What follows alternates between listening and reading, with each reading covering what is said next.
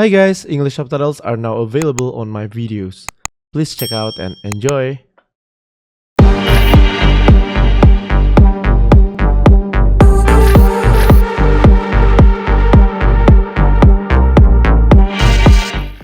I've spent my entire life searching for something, and it's made me stronger. Did you enjoy life? But inside, I still feel cold.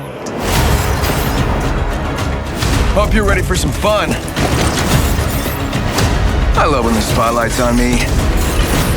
Science is precise, as am I. You should smile more. Halo semuanya, nama gue Endruf. Kita kembali lagi dengan Endruf Story dalam cerita lengkap para legends di Apex Legends Mobile. Pada Endruf Story kali ini, kita akan ngebahas tentang salah satu legend yang baru saja dirilis pada updatean terbaru kemarin ya, yang berjudul Cold Snap. Jadi untuk Endruf Story kali ini kita ngebahas tentang lore story-nya dari Loba.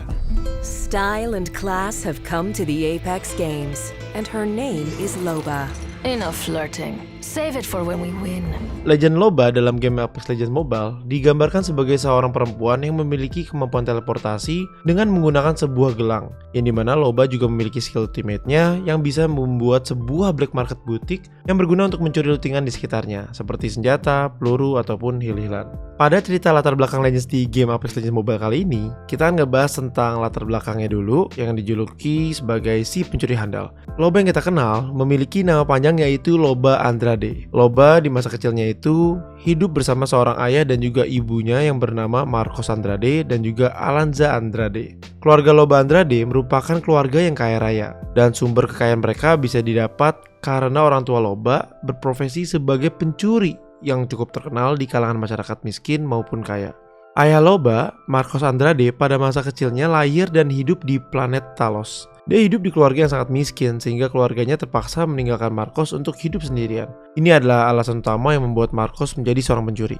Ayah Loba sudah berprofesi menjadi seorang pencuri dan penipu sejak dia masih kecil. Dan pada saat dia berumur 20 tahun dan sedang menikmati sebuah kekayaannya, dia bertemu dengan seorang perempuan yang bernama Alanza. Alanza sendiri juga merupakan seorang pencuri yang hidup di keluarga pengedar narkoba. Singkat cerita, akhirnya mereka menikah dan mempunyai seorang anak perempuan yang tentu saja bernama Loba.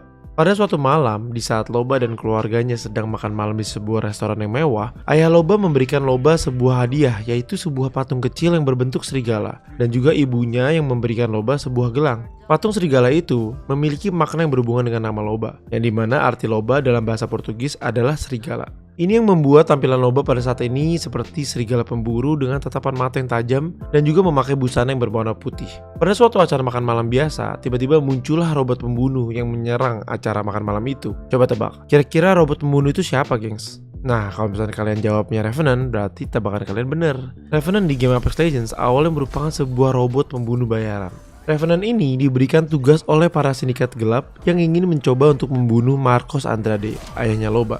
Revenant dibayar 10 juta Apex Coin untuk membunuh Marcos, dan hanya dalam waktu singkat, Revenant yang memang sudah merupakan robot pembunuh bayaran berhasil membunuh semua orang yang ada pada acara makan malam tersebut, termasuk Marcos Andrade yang menjadi target utamanya. Akan tetapi, Loba ternyata berhasil selamat karena sempat menyelamatkan dirinya, dan dia melihat ayah dan ibunya terbunuh di depan matanya sendiri. Loba hanya bisa terduduk sedih melihat tubuh ayahnya yang sangat dia sayangi. Dia pun memiliki dendam untuk membalas kematian orang tuanya tersebut kepada Revenant. Seiring berjalannya waktu, Loba tumbuh dewasa menjadi seorang perempuan yang kuat dan dia hidup berdampingan dengan masyarakat di kota Malta, planet Samathi. Loba juga dijuluki sebagai pencuri yang handal, dikarenakan setelah orang tuanya meninggal, Loba meneruskan jejak karir keluarganya untuk menjadi seorang pencuri demi bertahan hidup. Loba memiliki kemampuan mencuri yang sangat baik dan handal, yang bahkan konon katanya ya, Loba memiliki kemampuan yang melebihi dari ayahnya. Berarti dia jago banget nih. Loba selalu mencuri di tempat-tempat yang cukup besar seperti museum, galeri, gudang arkeologi, dan lain-lain. Kebanyakan barang hasil curiannya itu dia simpan dan juga ada yang dia jual juga sih ke kolektor untuk mendapatkan uang. Keahlian Loba dalam mencuri ini tidak hanya sekedar menggunakan tangan kosong saja gitu, melainkan Loba mendapatkan bantuan dari kekuatan tongkat dan juga gelang dari pemberian orang tuanya. Itulah sebabnya kalau misalnya kalian perhatiin ya, pada ujung tongkat Loba ada patung serigalanya. Keren banget ya. Loba menjadi seorang pencuri bukan hanya sekedar untuk bertahan hidup aja, melainkan untuk mengurangi rasa sedihnya atas meninggalnya kedua orang tuanya, yang ternyata malah membuatnya semakin ingin untuk membalas dendam terhadap Revenant. Loba memiliki seorang teman yang bernama James.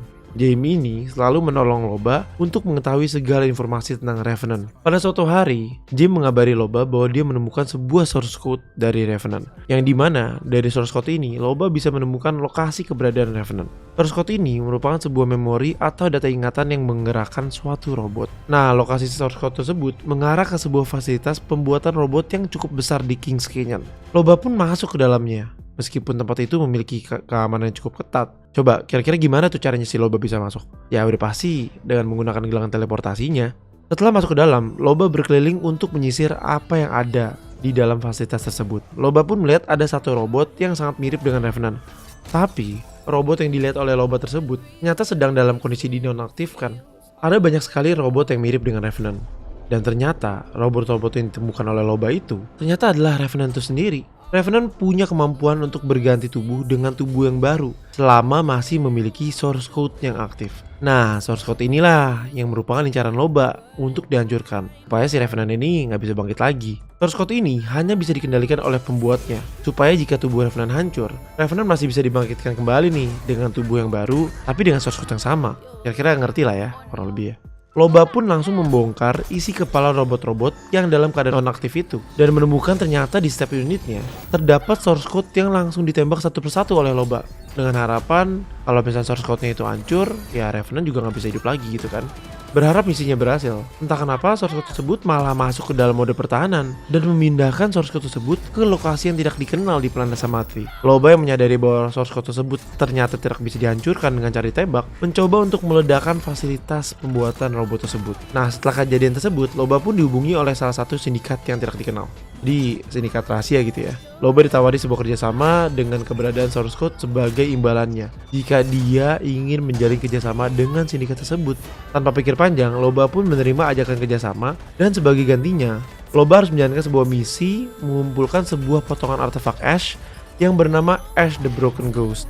Tidak hanya itu saja, sindikat itu juga menawarkan Loba untuk masuk ke dalam Apex Games sebagai bonusnya. Setelah Loba menyelesaikan misi yang diberikan, dia langsung pergi menuju lokasi source code Revenant tersebut berada. Sesampainya Loba di sana, dia malah tidak menghancurkan source code tersebut.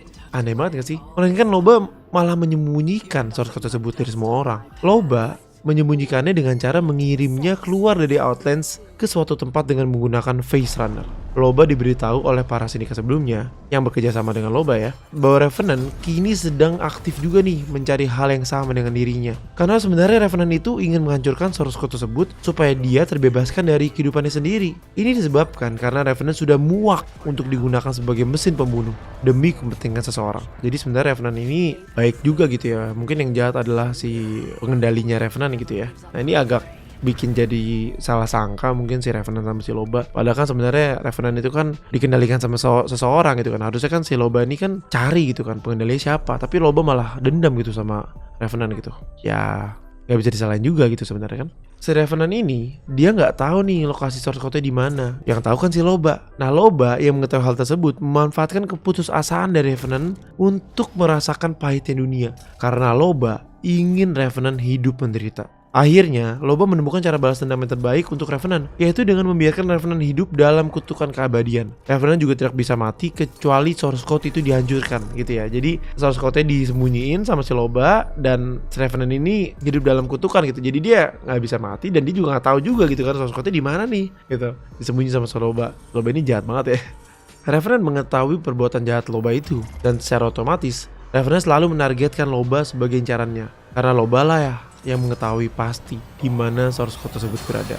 Sekian dari End of Story kali ini yang misalkan tentang Loba si pencuri handal. Sampai jumpa di cerita lengkap dan latar belakang para legends di Apex Legends Mobile lainnya. Terima kasih semuanya yang sudah nonton sampai habis dan kita akan ketemu lagi di next video. Oh iya teman-teman, jangan lupa juga untuk tetap menjaga positive play supaya kita bisa bikin komunitas yang kompak, yang positif, terhindar dari toksik-toksikan gitu ya intinya ya. Supaya kita semua nih bisa have fun bareng main Apex Legends Mobile, terus juga kita bisa cari temen, bisa cari jodoh gitu. Jadi please banget kita semua para player, para content creator jangan berantem satu sama lain, jangan drama ya, dan juga jangan bacot-bacot berlebih gitu. Itu aja. Terima kasih semuanya sudah dengerin Lore Story kali ini. Bye bye.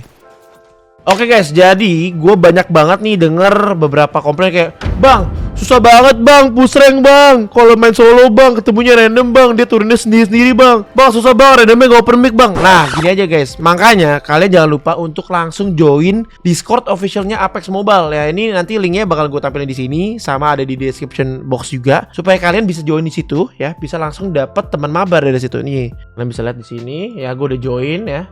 Udah join dan title gue content creator, of course. Nah, jadi di sini banyak banget ya, ini banyak banget. Ada game announcement, ada general chat, bisa ngobrol-ngobrol langsung nih. Ini sama Mas Deang nih ya, sama bos ya, Pak Bos ya, untuk EA Indonesia. Terus juga ada event announcement di sini, kalau ada turnamen. Terus juga ada kalian bisa ngelaporin kalau misalnya ada cheater juga. Kalian bisa pamer di sini ya. Kalian bisa share tips and trick juga di sini. Kalian bisa ngobrol-ngobrol santai. Bisa cari juga teman mabar nih, cari slot mabar ya. Boleh ikut nggak Bang Diamond? Mabar Diamond pagi yuk, info slot, FVP Platinum 1, FVP Master, looking for team. Banyak ya. Jadi ini EA Indonesia Apex Legends ya. Kalian bisa langsung cek aja di sini, nanti gua kasih tampilin linknya. Ini di description box juga ya. 7.260 ya, ini harusnya 7.260 dengan online member jam 9 pagi 375 orang. Wow, aktif banget ya. Oke guys, kita tembusin jadi 10.000 lah. Lalu berikutnya 50.000 lah kalau bisa. Nah, kalau misalnya kalian mau cari teman mabar, jangan lupa langsung join aja di grup ya, di grup Discordnya EA Indonesia Apex Legends Mobile. Langsung aja klik linknya di sini, atau mungkin di sini juga boleh, kalian bisa klik di sini.